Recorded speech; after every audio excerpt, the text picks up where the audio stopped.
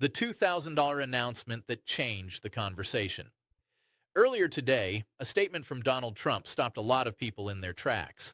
Not because Americans haven't heard about stimulus checks before, but because of how different this announcement sounded. For months, there were rumors. Maybe next year, maybe if the budget allows, maybe if Congress agrees. But this time, Trump didn't hedge his words. He doubled down. He put what he called all the chips on the table. The plan, according to Trump, is simple on the surface.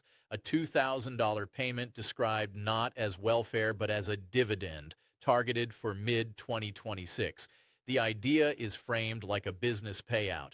America, he says, has been taking in massive revenue from tariffs, and when a company has a strong quarter, it rewards its shareholders. In this analogy, the shareholders are the American people, but the real shock didn't come from the amount. It came from Trump's response when asked whether he needs Congress to approve the money. His answer suggested that Congress might not be necessary at all. According to him, this isn't taxpayer money, it's tariff money. And because of that distinction, he believes the checks could be issued directly. That claim immediately set off alarms among legal experts, economists, and lawmakers.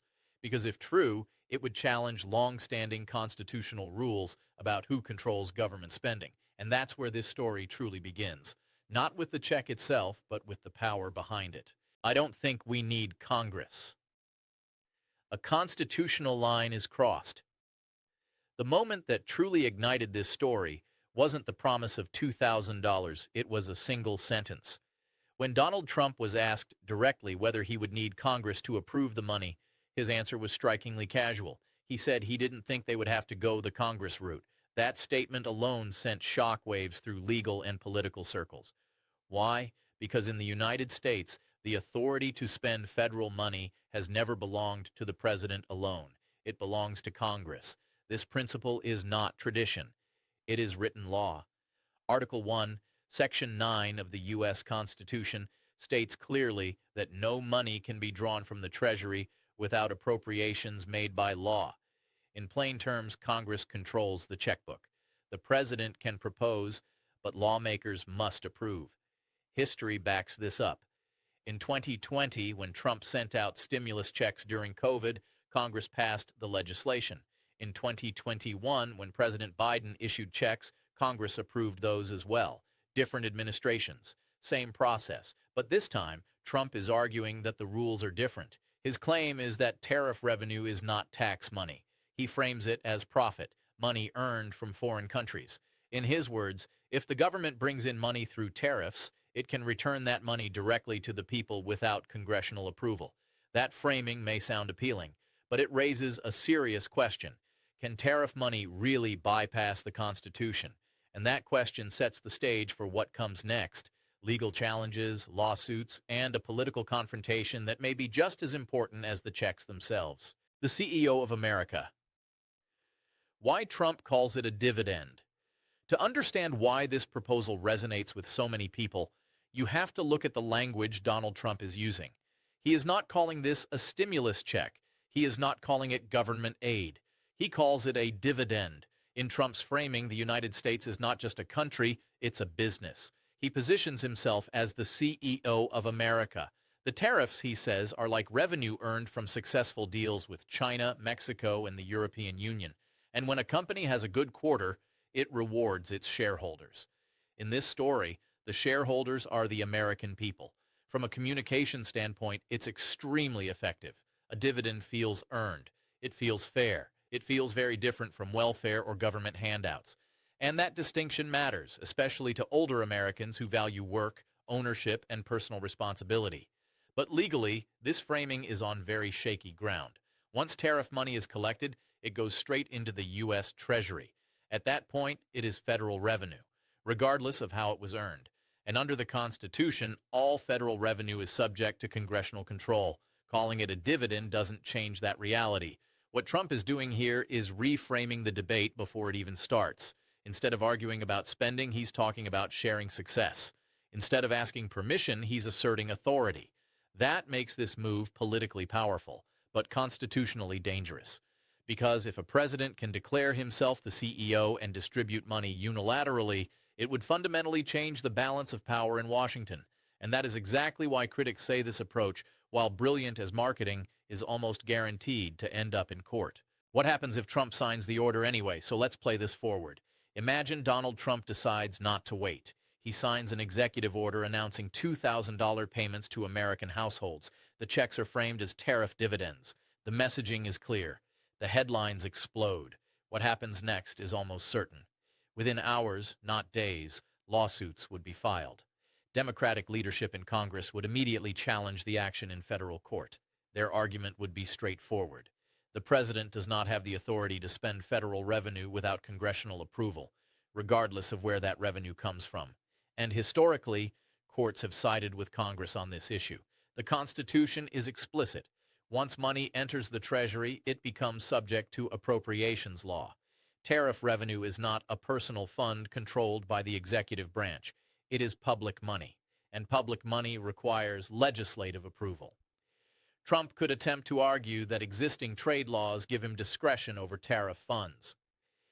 There are obscure statutes, like parts of the Trade Expansion Act of 1962, that grant presidents emergency authority over trade policy.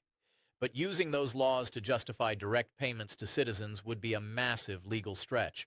Most constitutional scholars agree the courts would likely block the payments, at least temporarily. But here's the twist. From a political perspective, Trump may not need to win in court to win overall, because the moment the lawsuit is filed, the narrative shifts. The story is no longer about legality. It becomes about who tried to give Americans $2,000 and who stopped it. And that's where strategy enters the picture. Why analysts call this 4D chess. In politics, winning doesn't always mean getting a policy approved. Sometimes winning means shaping the battlefield. And this is why many analysts describe Trump's $2,000 check strategy as four-dimensional chess. Here's why. If Trump succeeds in sending the checks, he wins outright. His name becomes attached to $2,000 in voters' pockets. The message is simple and powerful. I gave you money. Few campaign ads can compete with that. But if the checks are blocked by Congress or by the courts, Trump may still win. Because the story then becomes one of conflict, not law. The headline won't read Executive Authority Challenged under Article 1. It will read, Trump tried to give Americans $2,000. Democrats stopped him. That narrative is emotionally potent, especially for voters feeling squeezed by higher prices. Legal nuance doesn't move public opinion. Cash does. And notice the timing. Trump isn't talking about now, he's talking about mid-2026. That's not random. That's right before the midterm elections, when control of the House and Senate is on the line. By creating a public fight over direct payments, Trump forces the opposition into a lose-lose situation. Approve it, and he takes credit. Block it, and he assigns blame. This is why the checks themselves may be secondary. The real objective is the fight. The debate keeps attention on money, relief, and who stands in the way. Strategically, it's clever. Politically, it's aggressive. But strategy alone doesn't pay the bills. Because once you step away from messaging and emotion, there's one unavoidable question left, and does the math actually work? The $500 billion reality. When the numbers don't line up. Once the politics fade into the background, what's left is math, and math is far less forgiving than campaign messaging. Let's start with the basic calculation. The United States has a population of roughly 340 million people. Even if the $2,000 checks exclude high-income earners, the eligible group could still be enormous. If just 250 million people receive the payment, adults, families, some dependents, the cost becomes staggering. $2,000 multiplied by 250 million people equals $500 billion. That's $500 billion one time upfront. Now compare that to the revenue Trump says will fund the checks. According to Treasury data, total tariff revenue in a recent year was about $80 billion. Even under aggressive assumptions, higher tariffs, perfect compliance, no slowdown in imports, analysts estimate revenue might reach $200 to $300 billion at best. Even in the most optimistic scenario, the numbers don't match. In business terms, this would be like a company announcing a dividend that is twice as large as its profits. Any CEO who tried that would be removed immediately. The company wouldn't be generous, it would be insolvent, yet governments operate differently. When revenue falls short, they don't cancel the payout. They borrow the difference, and that's where the real cost begins. Because once borrowing enters the picture, the $2,000 check is no longer funded by tariffs alone.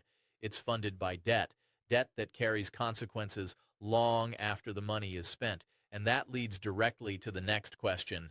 What happens when the government fills a $200 to $300 billion gap with borrowed money? Deficits, debt, and the inflation risk nobody wants to talk about. When government spending exceeds government revenue, the difference doesn't vanish. It turns into debt. Right now, the United States is already running an annual deficit close to $2 trillion. That's before adding any new programs, rebates, or dividends. So if the government brings in, at best, $300 billion in tariff revenue and sends out $500 billion in checks, the remaining gap, roughly $200 billion or more, has to be financed. The most likely tool is borrowing. That borrowing comes in the form of treasury bills and bonds, which inject more money into the financial system. Over time, this increases the overall money supply. And when more money chases the same amount of goods and services, prices tend to rise. That's inflation. This is what worries economists the most. The Federal Reserve spent the last several years fighting inflation aggressively. Interest rates were raised, housing slowed, small businesses struggled to access credit, retirees watched markets swing wildly. Only recently has inflation shown signs of easing. Now imagine injecting $500 billion into the economy in a short period of time. Even if the intention is relief, the side effect could be another wave of rising prices, groceries, rent, used cars, insurance, and health care. For people on fixed incomes, especially seniors, inflation is not a temporary inconvenience. It's a permanent loss of purchasing power. You might receive $2,000 once, but if everyday costs rise afterward, that check can quietly disappear, dollar by dollar. Which brings us to a crucial question. If the economic risks are so obvious, why does this idea still make political sense? Why $2,000 still feels like relief to millions of Americans? For economists, $500 billion triggers alarms. But for many Americans, $2,000 feels very different. It feels personal. It feels immediate. And for people under financial pressure, it feels like relief. Talk to everyday workers, the people waiting tables, driving ride shares, working retail, or living on fixed incomes. Most are not thinking about deficits or bond markets. They're thinking about credit card balances, rent, medical bills, and cars that need repairs. For them, $2,000 is not a policy debate. It's the difference between catching up and falling further behind. This is why the proposal resonates so strongly. It addresses pain that people are feeling right now. And when financial stress is high, long-term consequences feel distant. Inflation next year is abstract. A bill due this month is real. There's also a psychological element at play. A direct check feels fair. It feels like money coming back to the people, especially when framed as revenue collected from foreign countries. Many Americans believe that if the government can spend billions overseas, it should be able to help its own citizens first. And politically, that argument is powerful. Elections are not won on spreadsheets. They're won on emotion and experience. A $2,000 check creates a moment, something voters can see, touch, and remember. That doesn't make the policy sound, but it does make it effective. And that effectiveness is exactly why this proposal isn't just about economics. It's about timing, memory, and voter behavior, especially as the calendar moves closer to 2026. Why? 2026 is not an accident. When a politician mentions a date, it's rarely random, and mid-2026 is one of the most revealing details in this entire proposal. Ask yourself a simple question. Why not now? If tariff revenue is already flowing in, if the money is supposedly there, why wait? Why not last year? Why not next month? The answer isn't economic, it's political. November 2026 is the midterm election. That's when control of the House and Senate is decided. Historically, midterms are brutal for the party in power. Voters use them to express frustration. Turnout is lower, emotions matter more, and small shifts can flip entire chambers. Now imagine this scenario. Checks are announced, debated, and possibly mailed in June or July 2026. Americans receive the money during the summer, they spend it in August and September, retail sales improve, economic headlines soften in October, and voters head to the polls in November feeling just a little more financially comfortable. That timing is powerful. This is what analysts mean when they say the $2,000 check functions like a rebate for pain. Tariffs raise prices on everyday goods, electronics, clothing, household items. Voters feel squeezed. A cash payment reframes the story. It turns frustration into relief. From a political standpoint, it's not about fixing inflation. It's about managing perception at exactly the right moment. And that's why critics argue this plan is less about fiscal responsibility and more about electoral math. The check doesn't have to solve long-term problems. It just has to change how people feel right before they vote. Which brings us to the next concern. What happens to inflation when that money actually hits the economy? The inflation boomerang. When cash comes back as higher prices. This is the part of the story that rarely gets the same attention as the promise of a check, but it's the part that affects daily life the most. Inflation doesn't announce itself. It shows up quietly, one price increase at a time. If $2,000 checks were sent out to hundreds of millions of Americans, the immediate effect would be a surge in spending. People would pay down debt, fix cars, replace appliances, and catch up on overdue bills. That money wouldn't sit still. It would move fast through the economy, but supply doesn't expand overnight. When more money chases the same amount of goods and services, prices adjust upward. That's not ideology. That's basic economics. Used cars become more expensive, rent ticks higher, grocery prices creep up, insurance premiums follow. You get $2,000 in one hand, and the cost of living quietly rises with the other. This risk is especially serious given recent history. For years, inflation punished American households. The Federal Reserve raised interest rates aggressively to slow things down. Housing markets cooled. Borrowing became harder. Many families felt real pain. Only recently have those pressures begun to ease. Injecting $500 billion into that fragile balance could reverse that progress. Even if the intention is relief, the side effect could be another inflation spike, one that hits seniors and fixed-income households the hardest. Because while a check is temporary, higher prices tend to stick. And that raises an important counterpoint.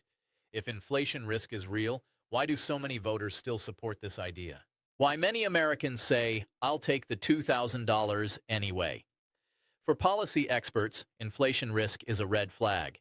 But for many Americans, that warning feels distant compared to the pressure they're under right now. Talk to people living paycheck to paycheck. Talk to retirees watching their savings stretch thinner each month. Talk to families juggling credit card balances, medical bills, and rising rent. For them, the question isn't whether inflation might return someday. It's whether they can make it through this month. That's why the $2,000 check still holds such powerful appeal. When someone is behind on payments, abstract economic risks don't outweigh immediate relief. A check means catching up. It means fixing a car that's needed for work. It means avoiding late fees, penalties, or another month of stress. There's also a deep sense of fairness at play. Many Americans feel they've absorbed years of higher prices, higher interest rates, and economic uncertainty. When they hear that the government is collecting billions from tariffs, the instinctive reaction is simple. Why shouldn't some of that money come back to us? From this perspective, the check feels less like a handout and more like compensation. And politically, that mindset matters.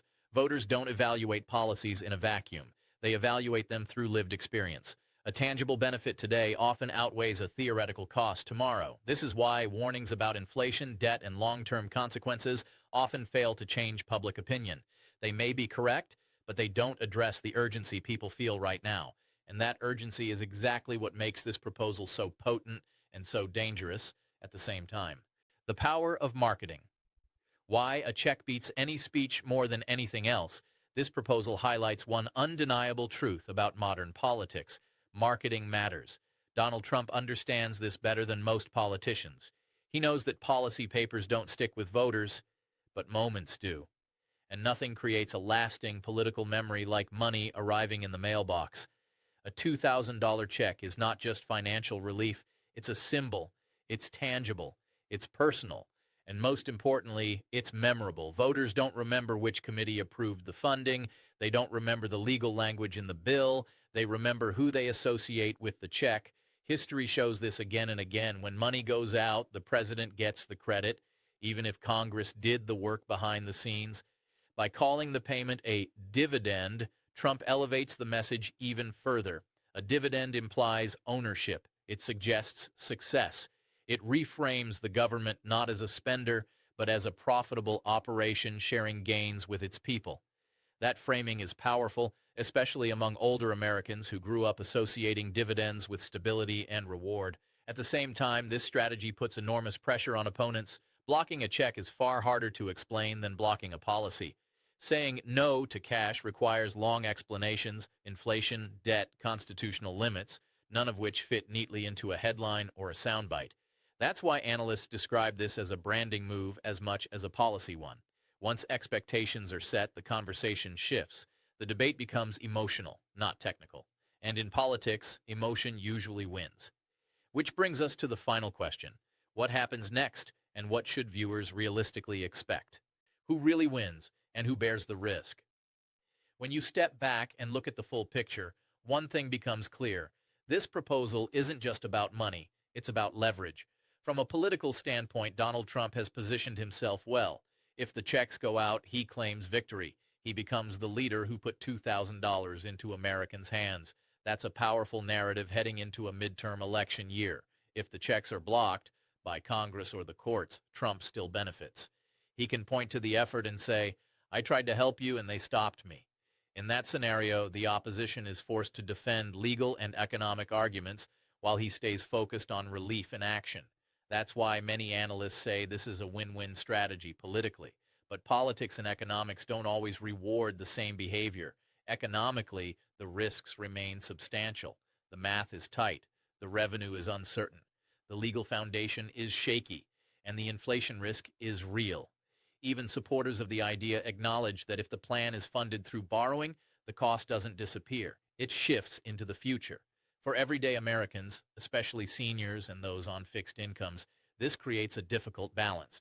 Short-term relief feels necessary. Long-term stability feels fragile. So what should viewers take away from all of this? Simple.